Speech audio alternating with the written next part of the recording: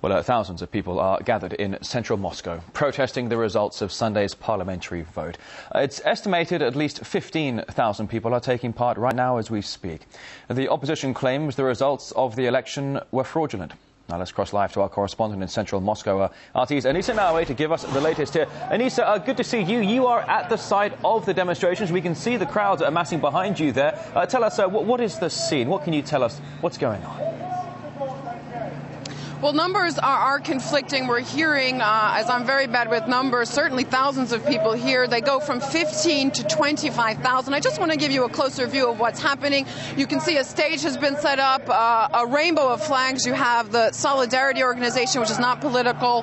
You see communist flags, Yabloko, which is a party that didn't get into the Duma. And then you have a group of people, as you see on this bridge here, really kind of standing back and almost seems just watching to wait to see what happens. There are calls for this rally to remain peaceful. We're hearing, and this of course is a sanctioned rally for 30,000 people, we're hearing that an unsanctioned rally people have met at Revolution Square, which was the original place that protesters, organizers tried to get a sanctioned permit for. They didn't get that. People have gathered there. We're hearing that a couple of thousand people are making their way peacefully so far towards this square where the sanctioned meeting is taking place. And like you said, people calling for free and fair elections. According to them, the Duma elections that took place on Sunday weren't carried out in that manner, and that's why they're gathered here today, to make demands that elections are free and fair.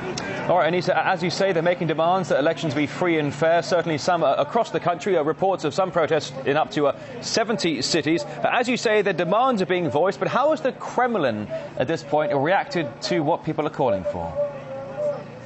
Well, we saw protests as soon as last Monday, directly after it became very clear what the results of this election were going to be, and they happened again on Tuesday. Like I said, this a sanctioned protest, and both President Medvedev and Prime Minister Vladimir Putin have supported the idea that people, of course, have a right to come out onto the streets and voice their opinions, voice their demands. They claim that the elections were carried out as freely as they could be. Observers were here. What they did criticize very strongly, especially Prime Minister Vladimir Putin, were statements from outside of Russia that these elections were neither free or fair from Secretary of State Hillary Clinton, and that, according to the Russian government, stepped over a line. Now, Anisa, when it comes to, we understand there are issues here of internal issues with people calling for free and fair elections, but it's not just domestic issues here. There's been proof, as you might tell us, about the West actually meddling in Russia's internal affairs.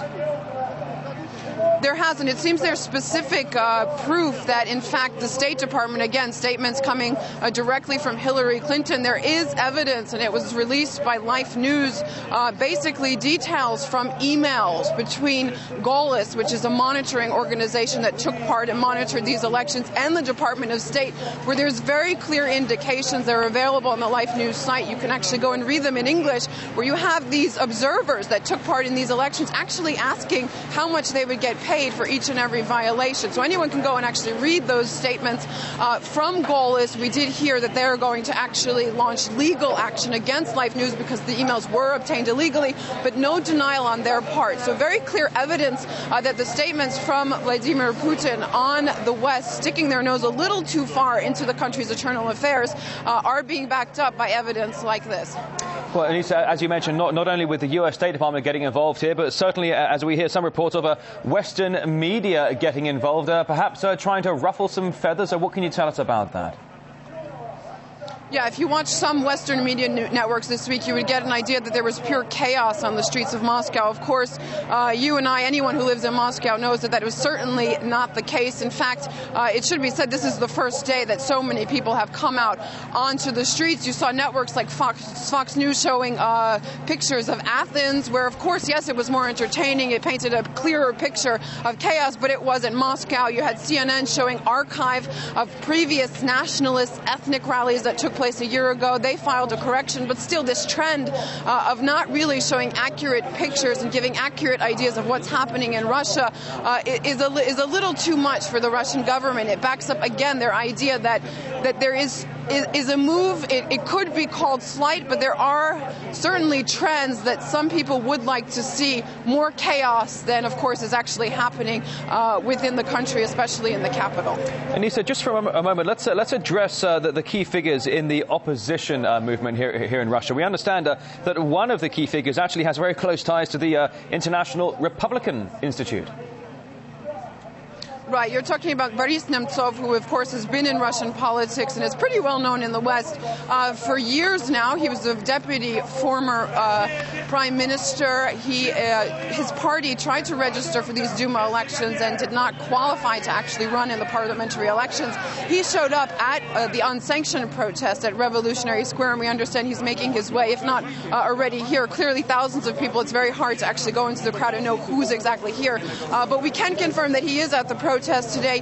Garry Kasparov, of course, the world-famous chess player, did not come back from New York to join these protests. And more about Nemtsov, really, about those connections to the West. It's not something that he hides. It's a very public fact that he is supported by Washington's National Endowment for Democracy. Whether or not that's fair, that's for other people to adjust, but to judge.